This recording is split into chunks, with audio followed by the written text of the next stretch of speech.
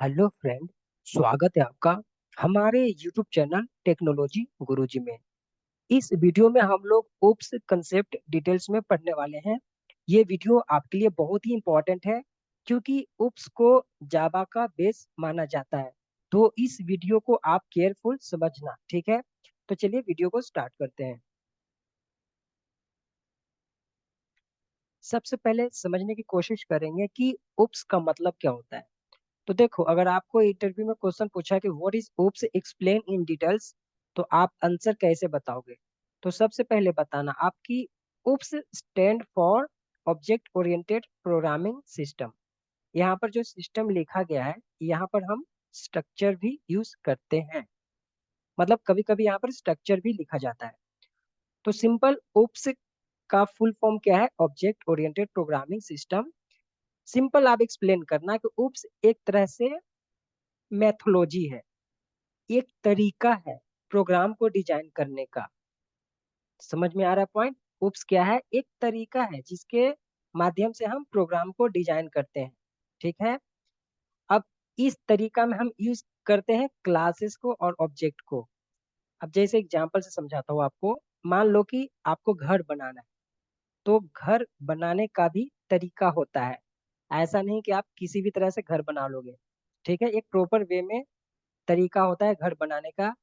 तो वैसे ही प्रोग्राम को डिजाइन करने का भी एक तरीका होता है, उसी को हम लोग उप्स बोलते हैं, ठीक है।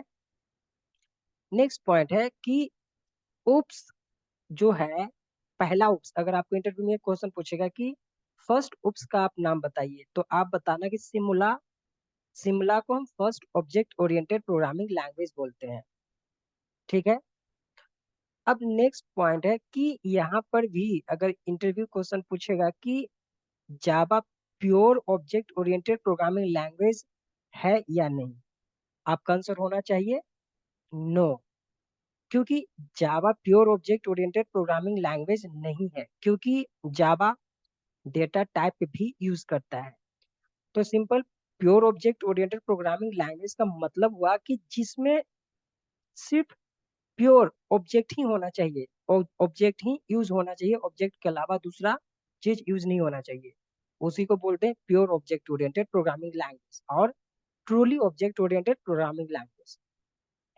तो आप बताओगे कि पहला pure object oriented programming language का नेम क्या है, तो आप यहाँ पर स्मॉल टॉक बता देना।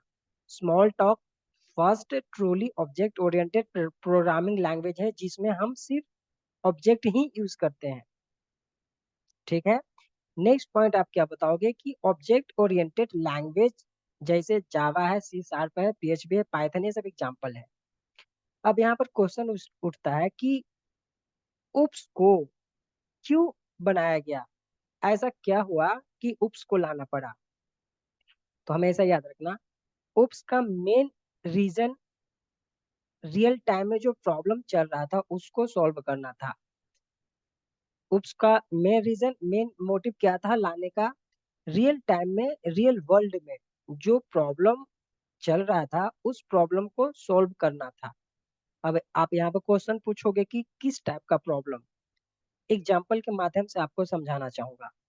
मान के चलो कि अभी जैसे कोविड 19 आया, इससे पहले पास्ट में बहुत तरह की बीमारी आ चुका है। तो बताओ कि अभी जो हमें फैसिलिटी मिला था, जैसे खाना ऑर्डर करते थे, जो भी प्रोडक्ट था हम ऑनलाइन मंगवा लेते थे, जैसे फ्लिपकार्ट, amazon, ये सब जो फैसिलिटी अभी हमें मिल रहा है, ये पहले नहीं था। तो बताओ कि उस टाइम में कितना प्रॉब्लम को फेस करना पड़ता था। लोगों को दुकान में जाना पड़ता था फिजिकली और वहां से प्रोडक्ट को लाना पड़ता था। समझ में आ रहा पॉइंट? तो उस तरह के प्रॉब्लम को सोल्व करना था।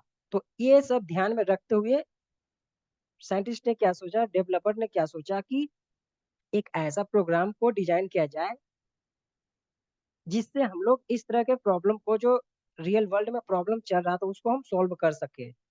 वो जो प्रोग्राम बनाते हैं, उस प्रोग्राम को बनाने का जो तरीका था उसी को हम उप्स बोलते हैं, ठीक है। दूसरा एग्जांपल मान के चलो, पहले पास्ट में गूगल मैप नहीं था। अब बताओ कि पहले तो ट्रांसपोर्ट का भी फैसिलिटी नहीं था, लोग पैदल जाते थे। उस टाइम में डायरेक्शन पता नहीं चलता था, तो कितना डिफिकल्टी कितना प्रॉब्लम फेस करना पड़ता था। अब हमें गूगल मैप का फैसिलिटी मिल चुका है। तो इस तरह का प्रॉब्लम जो रियल वर्ल्ड में चल रहा था, उसको सॉल्व किया इस मैथोलॉजी ने, उप्स ने, मतलब डेवलपर ने या साइंटिस्ट ने सोचा कि चलो एक प्रोग्राम डिजाइन करते हैं जिसके माध्यम से इस तरह का प्रॉब्लम को जो रियल वर्ल्ड में चल रहा है उसको रिजोल्व किया जाए। ये पॉइंट समझ में आ गया। अब देखो, ये तो आपको समझ में आ गया कि उप्स को, उप्स क्या है, एक मैथोलॉजी, एक तरीका है प्रोग्राम को डिजाइन करने का, जिसमें हम क्लासेस ऑब्जेक्ट यूज करते हैं। अब यहाँ पर बताओगे कि सर उप्स से पहले भी तो कोई तरीका था उप्स से पहले भी एक तरीका था रियल वर्ल्ड में जो प्रॉब्लम चल रहा है उसको सॉल्व करने का, बट उसमें बहुत तरह का डिफिकल्टी था। जैसे एग्जांपल बताता हूँ कि पहले procedure oriented programming language use किया जाता था। तो उसमें प्रॉब्लम क्या था कि उसमें हम इनहेरिटेंस यूज नहीं कर सकते थे, डेटा को हाइड नहीं कर सकते थे, तो सिक्योरिटी भी ज्यादा प्रोवाइड नहीं करता था, लार्ज प्रोग्राम नहीं कर पाते थे आप। एक्सेस मॉडिफायर होता है जैसे प्राइवेट, पब्लिक, प्रोटेक्टेड, ये फैसिलिटी प्रोसीजर ओरिएंटेड प्रोग्रामिंग में नहीं था। जैसे ये आपको एग्जांपल हो गया, जैसे सी लैंग्वेज हो गया, पास्कल लैंग्वेज हो गया, इसमें इस तरह का प्रॉब्लम था। तो इस तरह के प्रॉब्लम को किसने रिजोल्व किया? उप्स ने। उप्स के अंदर में हमें इस तरह का सब प्रॉब्लम, मतलब सब फैसिलिटी मिल जाता है। जैसे इनहेरिटेंस आप यूज करोगे, हाई सिक्योरिटी प्रोवाइड करोगे, डेटा हाइड करोगे, ठीक है। तो ये था रीजन उप्स को लाने का, ठीक है। अब नेक्स्ट मैं बताता हूँ कि इसके कुछ इंपॉर्टेंट पार्ट होते हैं। जैसे अभी तो आपने समझा कि ओप्स एक मैथोलॉजी है प्रोग्राम को डिजाइन करने का, लेकिन उस प्रोग्राम को डिजाइन करने में क्या क्या यूज होगा, तो ये आपके जो पार्ट है ना, इसे हम फीचर्स बोलते हैं और पिलर बोलते हैं। अगर आपको अच्छा प्रोग्रामर बनाना है और अच्छा प्रोग्राम डिजाइन करना है तो आपको ये सब आना जरूरी है। ये सब हम लोग फुल डिटेल्स में पढ़ने वाले हैं, डोंट वरी। अब जैसे इसको पिलर या फीचर्स क्यों बोलते हैं, सिंपल सी बात है। मैंने आपको बताया कि अगर आपको घर बनाना है तो घर बनाने का तरीका तो आपको पता चल गया, जिसे आप उप्स बोलते हो। लेकिन घर को बनाने के लिए आपको कुछ तो चाहिए ना, जैसे सीमेंट चाहिए, हाँ, ईंट चाहिए, आपको पिलर चाहिए। पिलर बहुत इंपॉर्टेंट मायने रखता है ना, पिलर जो होता है ना, घर बनाता हम पिलर यूज करते हैं। तो जो घर बनाने जो इस्तेमाल हो रहा है ना, उसी चीज को यहाँ पर जब प्रोग्राम को डिजाइन करोगे तो ये सब का यूज होगा, और ये सब के हेल्प से ही आप अच्छा प्रोग्राम डिजाइन करोगे।